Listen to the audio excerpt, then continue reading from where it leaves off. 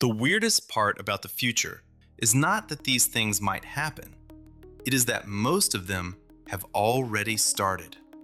Not in the clean, shiny movie trailer way, where the doors open, the music swells, and somebody in a lab coat says, "We changed everything." No. The real future shows up as beta software, a weird demo video, a limited trial, a robot carrying boxes under fluorescent lights, and a terms of service update nobody reads because apparently we have all accepted that as a lifestyle. AI agents are learning how to use computers for us. Humanoid robots are moving from science fiction into warehouses and factories. Voice clones and deepfakes are turning the internet into a place where the first question is not just, "Is this true?" but "Did this person even exist?" Brain-computer interfaces are being tested in humans, not as magic mind reading, but as a new way for people to control machines. And entertainment is starting to shift from "the algorithm recommends the show" to "the algorithm might just make the show." That sounds fake, which is exactly the problem. Because the technologies that change daily life usually do not arrive wearing a sign that says "Major Historical Turning Point." They arrive awkward, expensive, glitchy, limited, and easy to laugh at. Then one day, they are boring. And boring is when the future has really won. So today, we are looking at 5 technologies that sound like science fiction, but are already beginning in the real world. Not guaranteed, not equally ready, definitely not as clean as the hype machine wants you to believe, but real enough to pay attention to, and weird enough that in a few years, we may look back and realize the future did not arrive overnight. It just kept asking for permission to access the camera. Chapter 1. Apps start disappearing. For most of the smartphone era, the deal was simple. You wanted something done, so you opened an app. Need a ride? Open the Ride app. Need food? Open the Food app. Need to send money, book a flight, compare prices, write an email, move a file, cancel a subscription, or find the one setting that some designer hid 3 menus deep like it owed them money? Open the app. The app was the interface. You were the labor. AI agents are the beginning of a different bargain. Instead of you moving through software step by step, the agent tries to move through software for you. Not just by answering a question, by using tools, browsing websites, reading screens, clicking buttons, calling APIs, filling forms, and chaining steps together. In plain English, the old model was, you tell the computer every move. The new model is, you tell the computer the goal, and it tries to figure out the moves. That is why this matters. It is not just another chatbot with better manners. It is a possible change in how people interact with the digital world. If this works, the app drawer becomes less important. The instruction becomes the interface. Find me the cheapest flight that gets in before dinner. Compare these insurance quotes. Organize these files. Book the appointment. Make a rough cut of this video. Cancel whatever subscription is still charging me $9 a month from a free trial I forgot existed. That last one alone could justify half the AI industry. But there is a reality check here, because agents are not magic office workers. They make mistakes. They can misunderstand instructions. They can get stuck on websites. They can click the wrong thing with the confidence of someone who has never had to explain a bank transfer to customer support. And for serious tasks, they need boundaries. Permissions matter. Confirmation matters. Audit trails matter. If an AI agent can buy something, send something, delete something, or impersonate your workflow, then the difference between helpful and catastrophic is not philosophy, it is access control. That is the big shift. We are not just giving AI better answers, we are starting to give it handles on the world. The wow factor is obvious.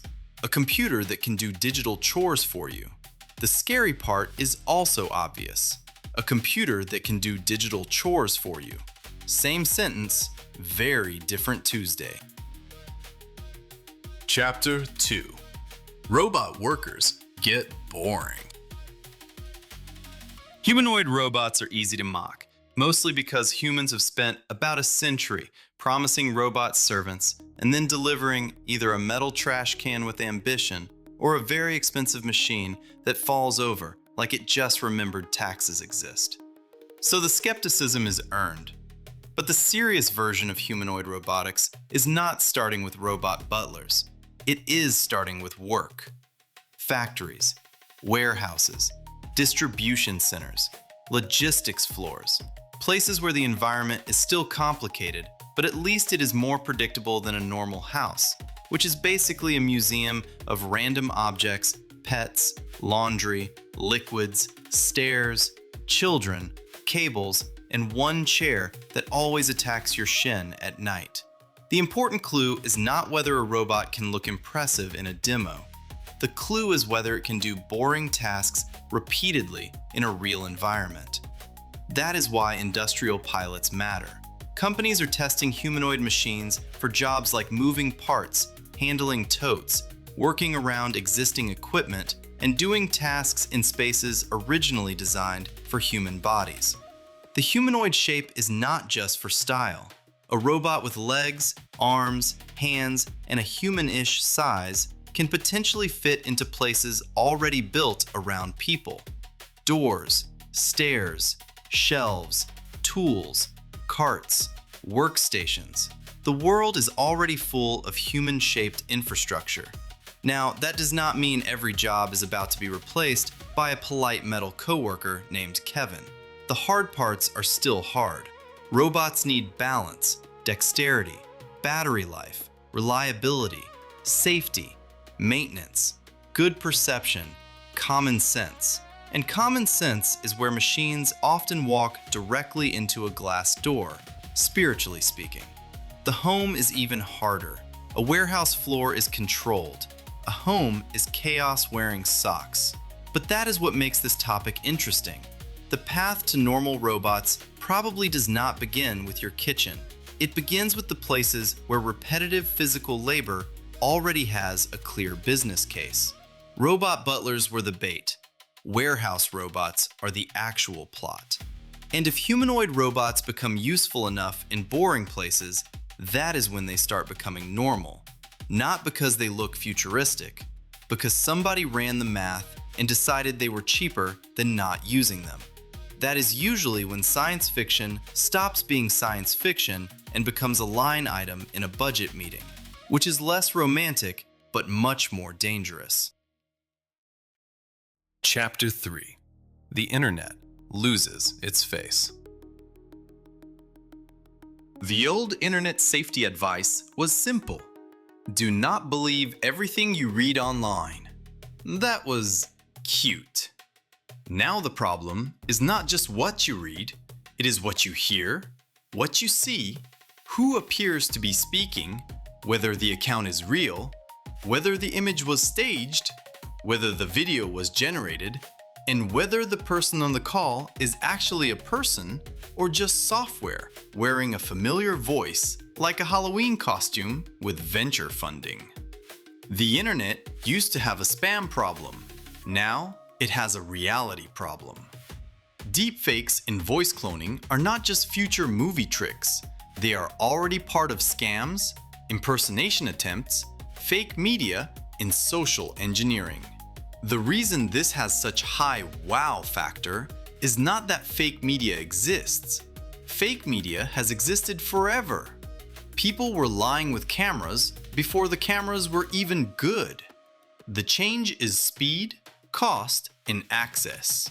If it becomes cheap to generate a convincing face, clone a voice, fake a video, or create a whole identity, then trust becomes harder to maintain.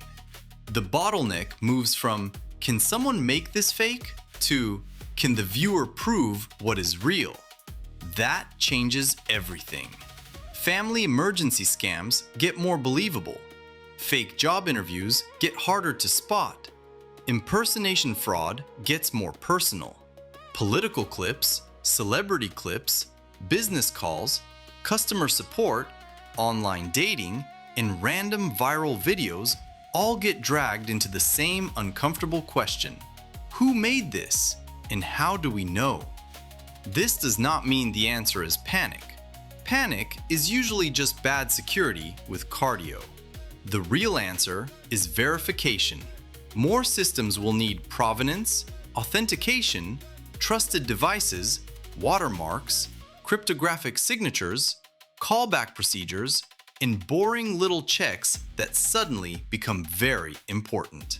The future of trust may look less like I saw a video and more like this came from a verified source through a verified channel with a traceable origin. Not glamorous, but neither is a seatbelt. This is the part people underestimate. The internet does not have to become completely fake to become harder to use. It only has to become fake enough that doubt becomes the default. And once doubt becomes the default, the whole social contract online starts to change. The old question was, is this true? The new question is, did this person exist? Chapter 4. The brain becomes an interface. Brain-computer interfaces might be the easiest topic here to oversell, so let us keep it grounded. This is not telepathy. This is not reading your private thoughts like subtitles. This is not ordering pizza with your mind because your fingers are too busy holding the remote. Although, to be fair, someone will absolutely try that the moment it becomes possible. The real version is narrower, more medical, and honestly, more meaningful. A brain-computer interface tries to translate patterns of neural activity into commands a machine can understand. For someone with paralysis or severe motor impairment, that can mean controlling a cursor, selecting letters, communicating, using a device, moving through a digital environment without relying on the same muscles everyone else takes for granted. That is the point. Not magic. Access. The reason this belongs in a Future Shock video is that human clinical trials are real. Companies and researchers are testing implanted systems designed to connect brain signals to computers. These systems are experimental, regulated, and early. They involve surgery, risk, training, and careful patient selection. So no, this is not about everyone lining up at the mall for a brain chip between the pretzel stand and the phone repair kiosk. Please do not give the mall people ideas. But the direction matters. For decades, the interface between humans and machines has mostly been outside the body.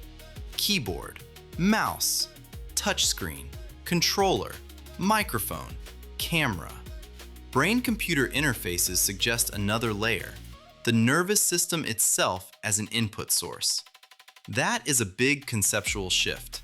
Even if the first major applications remain medical, the long-term implications are enormous. Rehabilitation, prosthetics, communication, accessibility, possibly new kinds of human-machine control in environments where hands, speech, or movement are limited.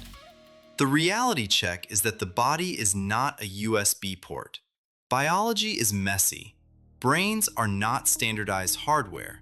Surgery is not casual. Long-term reliability matters. Data privacy matters. Device security matters. And if we ever do build more advanced neural interfaces, the ethical questions will not be small. But the core idea is already here. A machine can take signals from the brain and turn them into action. That sentence used to belong to science fiction. Now it belongs to clinical trial paperwork. And somehow, The paperwork version is almost stranger. Chapter 5. Entertainment starts generating you. For years, entertainment platforms have personalized the feed.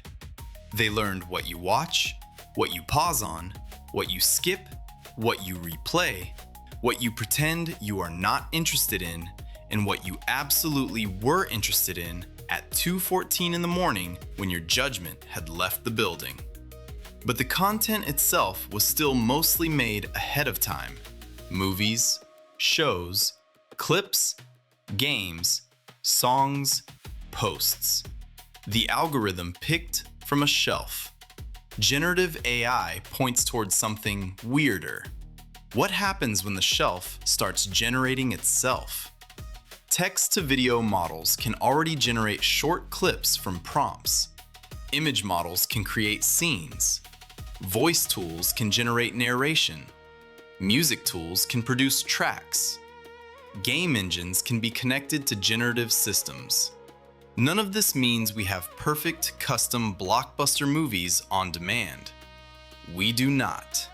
Most AI video is still limited, inconsistent, and sometimes produces physics that look like the universe briefly forgot its own terms of service. But the direction is hard to miss. The feed was personalized. The next step is the media. Imagine opening an entertainment app and asking for a mystery series set in a floating city with the pacing of a thriller, the color palette of a storm, and a villain who seems charming for exactly 4 minutes before becoming a walking red flag. Or a game that builds missions around your skill level. Or educational videos generated for your exact confusion. Or a kid's story that changes every night. Or a music video created around a song that did not exist yesterday. Again, not perfect, not free of problems, not magically replacing artists, studios, writers, editors, game designers, actors, musicians, and everyone else who actually understands taste, timing, and why a scene should not feel like a software demo wearing sunglasses. But cheap generation changes the economics of media. When something becomes easier to produce, more of it appears. Some of it is useful. Some of it is garbage. Some of it is fascinating. Some of it will make you wonder if humanity needed a CAPTCHA before creativity. The risk is not just fake videos. The risk is infinite adequate content. Content good enough to keep attention, cheap enough to flood every platform, and personalized enough that leaving becomes harder than staying. That may be the most uncomfortable version of this future. Not that AI makes one perfect movie, but that it makes endless media that is just good enough to keep us staring. So those are the 5 AI agents that may change the interface from clicking apps to giving goals. Humanoid robots that are more likely to appear first in warehouses than living rooms. Synthetic media that makes online trust more expensive. Brain-computer interfaces that turn neural signals into machine control. And AI entertainment that could move from personalized recommendations to personalized generation. None of these are finished futures. That is the key.